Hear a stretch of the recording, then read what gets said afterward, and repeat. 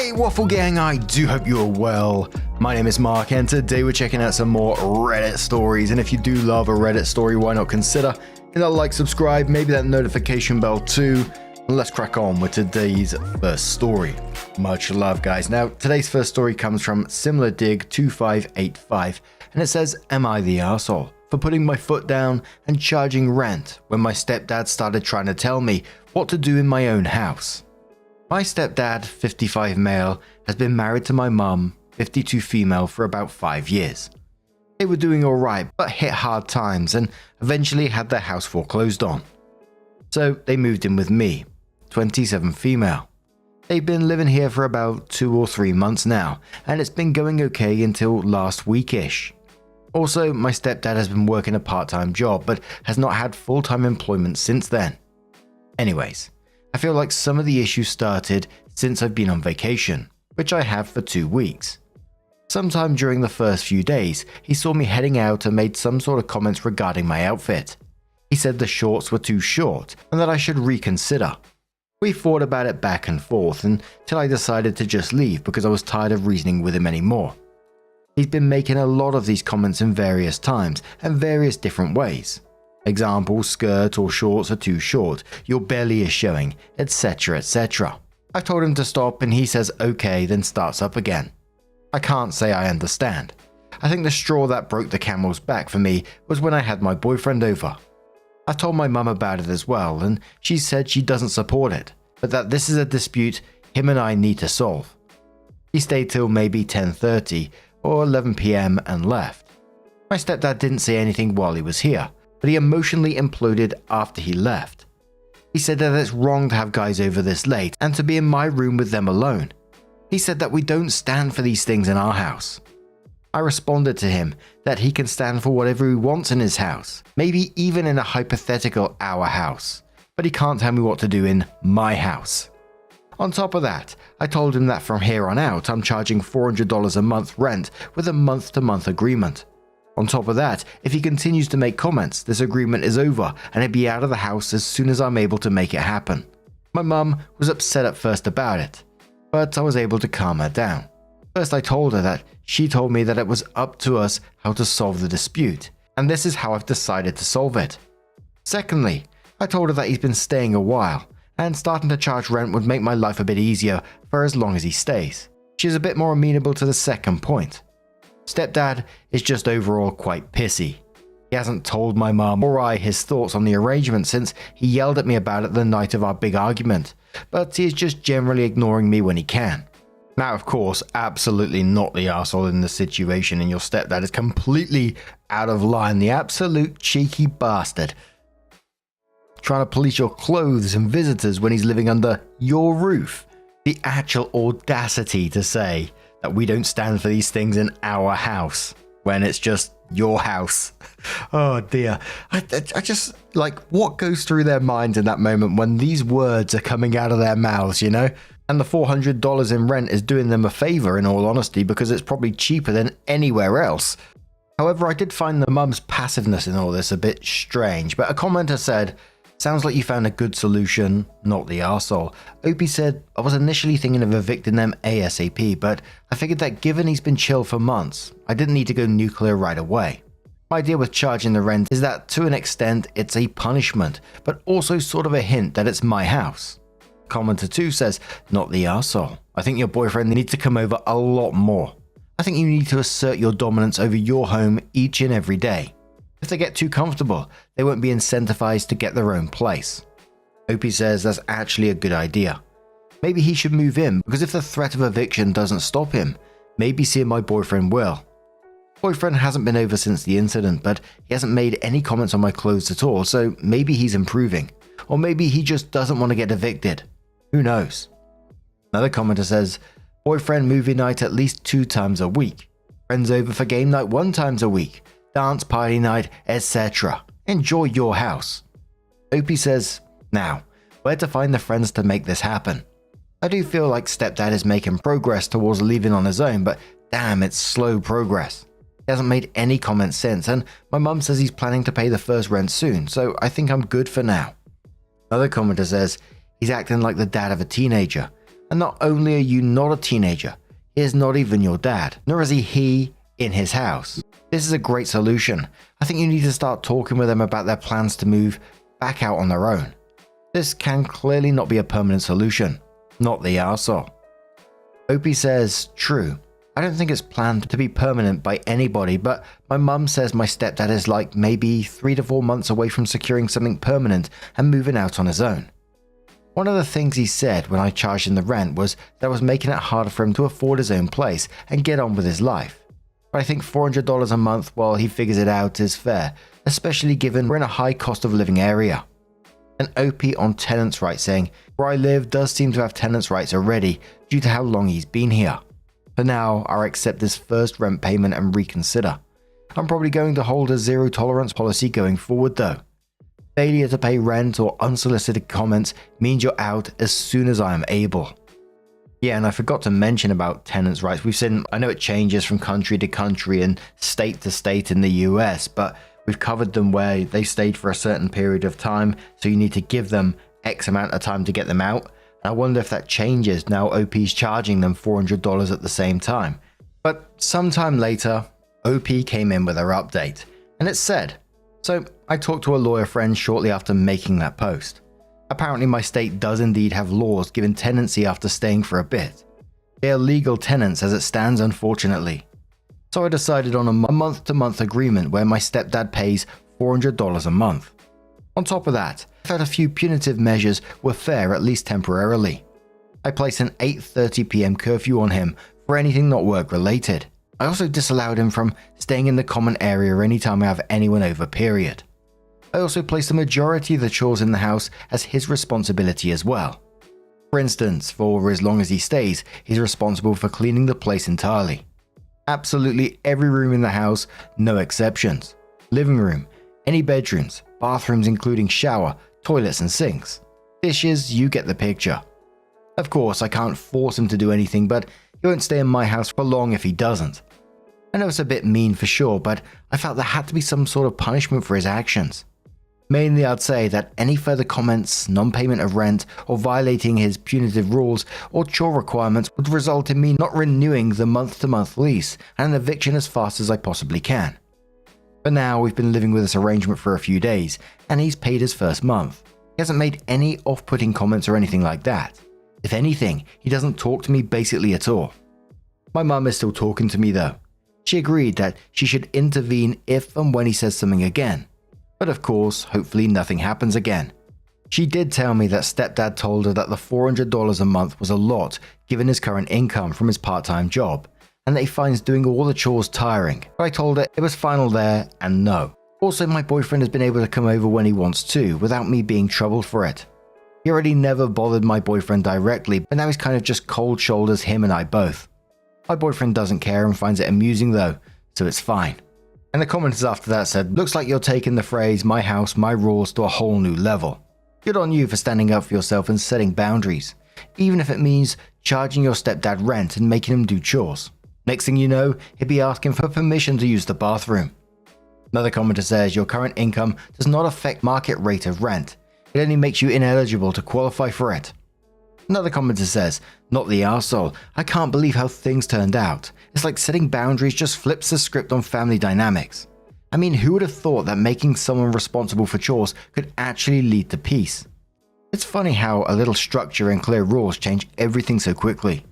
Maybe it's the idea of having some space or being reminded of daily tasks that makes all the difference. It really shows how important communication is. Once everyone knows where they stand, things can settle down in unexpected ways. And the last commenter says, I'd have to imagine stepdad isn't the happiest. He was living rent-free before. Now he's paying a massive chunk of his paycheck in rent to you, and he's doing what seems to be like every chore in the house, which I'd have to imagine is exhausting. And he gets a curfew as if all that didn't stress him out enough. Like imagine being in your 50s with a curfew. Ouch. But ultimately, he did this to himself. Until he gets a better job, you have full power over whether there's a roof over his head. He needs to act like it. He chose to tell you what to wear and who you can bring home, thinking you wouldn't do anything. He probably expected you to just take the comments and was shocked when you made the conditions for staying that much stricter. It's a good lesson for him, and he'll learn not to bite the hand that feeds him. I was surprised that he didn't blow up more after, the rent, the chores, and the curfew. I was kind of expecting more of an explosion from that guy, but what do you guys make of this situation? Let us know your thoughts down in the comments below, and let's move on to another story. Our next story comes from Tomato Flavored, who says, my 27 male, girlfriend 26 female, stopped talking to me after I found out she opened a credit card in my name. We've been dating for about a year now, though we still live apart. 2 weeks ago, I received a phone call asking if I was trying to use my credit card about 200 miles away. I immediately said no and to lock my credit card. They did and told me that they would reissue me a new card. Awesome customer service. Seemed like they were saving my ass. Last week I noticed an automatic payment have tied to my card went through. I thought that was weird, so I called my credit card company. They said there was no sign of fraud on my account. What the fuck? I thought about it a bit more and my girlfriend has a family in the city where they blocked the transaction. I checked my credit report and there it was. A credit card I've never seen before. My name is on it, but the address is my girlfriend's house. When I talked to her about it, she said she's never seen it and knows nothing about it. Yesterday I was able to call the credit card company and get a list of charges. Almost all of them are places she frequents. Same hair salon, same restaurant, same coffee shop, same supermarket, everything. She came over last night and I called her out on it and showed her the list of charges. It adds up to more than $4,000. She still denied everything. I told her it wouldn't be hard to get surveillance footage of the person using the card, especially at the supermarkets. And she absolutely went off on me. She called me controlling, jealous, and an awful person for blaming her. She left and texted me to call her when I've decided to grow up. I do love this woman, but I'm just at a loss here. Absolutely not. You get rid of this person immediately. They've stolen your identity, spent money in your name, and telling you to grow up. Currently, she's just trying to deflect to save herself here, but there ain't no saving her from this. Gee whiz. Commenter says she's a fucking criminal. Seriously, she opened up a credit card in your name. She's charged $4,000 in your name. Report this awful criminal. What more do you want? She's obviously going to lie and gaslight you. Run and report this bee. Kaylee says, your girlfriend committed identity theft, which is a felony. Your solid evidence is her that did it, and the fact that she still continues to lie about it, even after being called out, is a massive red flag.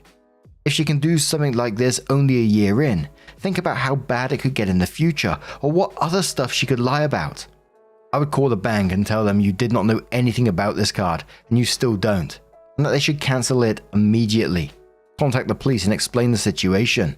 Tell them your identity has been stolen and a card has been set up without your knowledge. Worst comes to worst, involve a lawyer. As she has committed fraud, you have a strong case. As for your girlfriend, she's not only lying to you but could possibly be committing financial infidelity, which is a deal breaker. Needs More says, man, this is plain robbery. First, I'll call the bank and learn how they authorize to issue a card without your knowledge. If necessary, they need to cover this with a fraud insurance.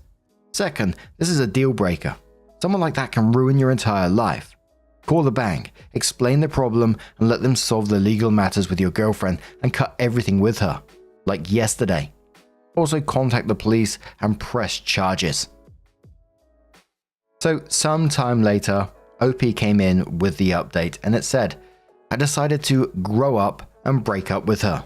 She didn't have a lot of stuff at my house, so I put it all into a few big boxes and had it shipped to her house. I also changed the access code to both my security system and my door locks. The day I posted last week, I called her and told her I'm sending her all of her things. After I changed the code/lock code and we were through. She said I was making a horrible mistake, then apologized, then said we can work through it. I told her we couldn't work through it and to not contact me anymore. Hung up and blocked her number. I drove to the sheriff's department in tears, but I knew I could literally never trust her again. Once I got there, the deputy was super polite and said it happens more than you'd think. He took a report and had me complete a form swearing that everything I said was the truth. The next day, Wednesday, I wake up to pounding at the door. It's my ex and she's demanding to talk. Through the door, I told her to leave. She refused, pounding on the door and crying. It took everything I had not to open the door and at least speak with her. 5 minutes straight she's pounding on the door pleading with me. Then she starts getting quite a bit more violent, kicking the door and yelling obscenities. Since I was afraid she was going to start breaking glass, I called 911. After maybe 5 minutes of the obscenities, she just sat down in front of the door, which is where she was a couple of minutes later when the deputy got to my house.